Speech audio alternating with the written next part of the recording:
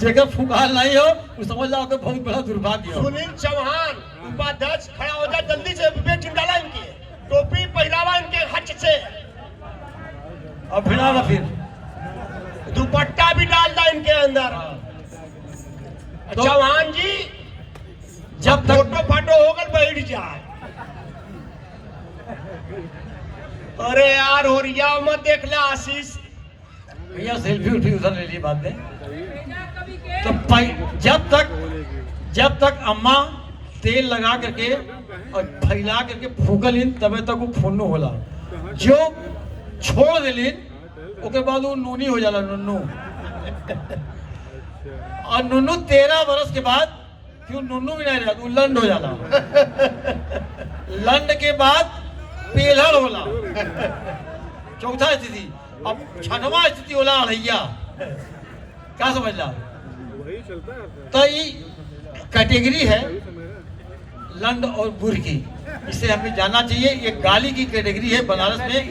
अगर आपके मित्र कोई 100 आदमी के बीच में है और तू गरिया दला का छीन रो के वही सुनी जो जैसे ही सुना तो पहुंचने वाला।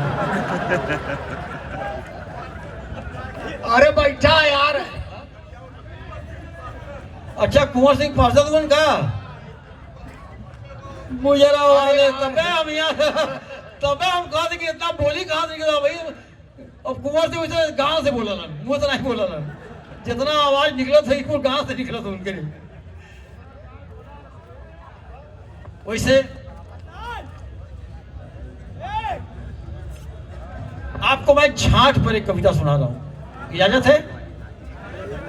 देखिए छाठ पर विस्तृत कविता में सुना रहा हूं आपको। छाठ कहते किसे हैं, छाठ का क्या महत्व है, छाठ क्यों होता है, ये सब चीजें हम लोगों को, बनारस वालों को अगर नहीं सुने हैं तो जानना चाहिए। क्योंकि इसके बाद बेजोड़ कवि रमेश पांडे को मैं बुलाऊंगा, सादर आमंत्रित करूंगा। उसके बाद तो मैं अपनी भी कविताएं पढ़ूंगा। तो मैं सुनिएगा। नमः पार्वती पते हर।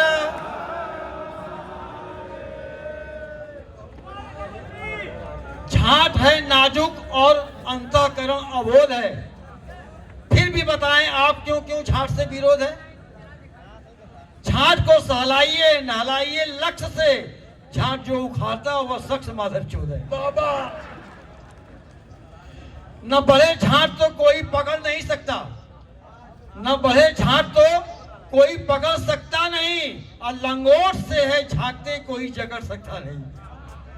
और सबसे अच्छी कदर यादव बंधु करते हैं, जान लीजिए आप। सबसे आज तक उनका लंगोटा बना है और सब हनुमान के भक्त हैं।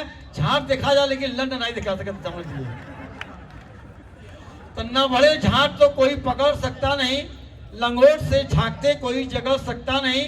तेरी माँ की चोदो यदि झांट है कमजोर तो क्यों कहते हो आपसे झांट उखड़ सकता नहीं। क्यों कहते हो आपसे झांट उखड़ सकता नहीं। झांट से केशों का अलग रंग होना चाहिए, झांट से केशों का अलग रंग होना चाहिए। अब तो इंसाफ इनके संग होना चाहिए, जब चाहो उखाड़ दो क्या बीजेपी सरकार है। जब चाहो उखाड़ दो क्या बीजेपी सरकार है, झाड़ भी उखाड़ने का ढंग होना चाहिए। पंजाब में बंगाल में हो या राजस्थान में, हरी भरी खेत में चाहे रेगिस्तान में, मजहब भले अनेक है पर झांटे सबकी एक है।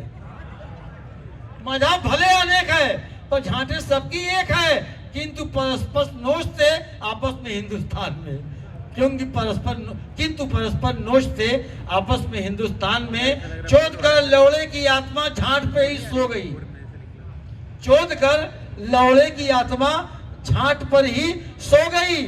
और झांट उखड़े या बने बुर तो अपाहिज हो गई।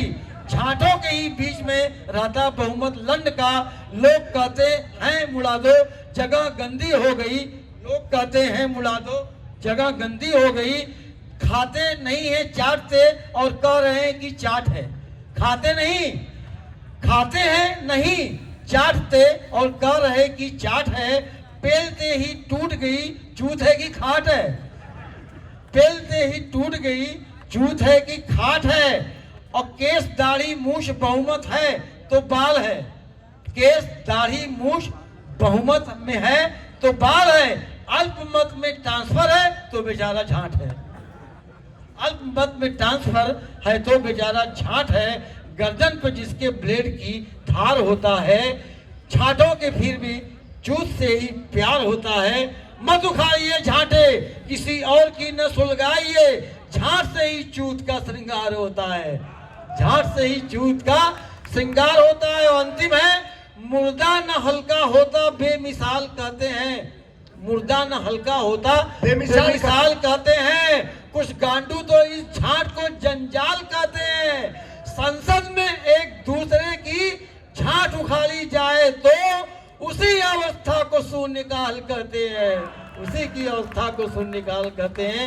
आइए इन्हीं शब्दों के साथ एक बार जोरदार तालियां बजा के स्वागत के लिए मैं बुलाने जा रहा हूं अपने इस मंच के धरोहर भाई रमेश पांडे को, जो मिर्जापुर की धरती से उतने भीड़ से चल करके आपके सामने हर वक्त प्रस्तुत होते हैं।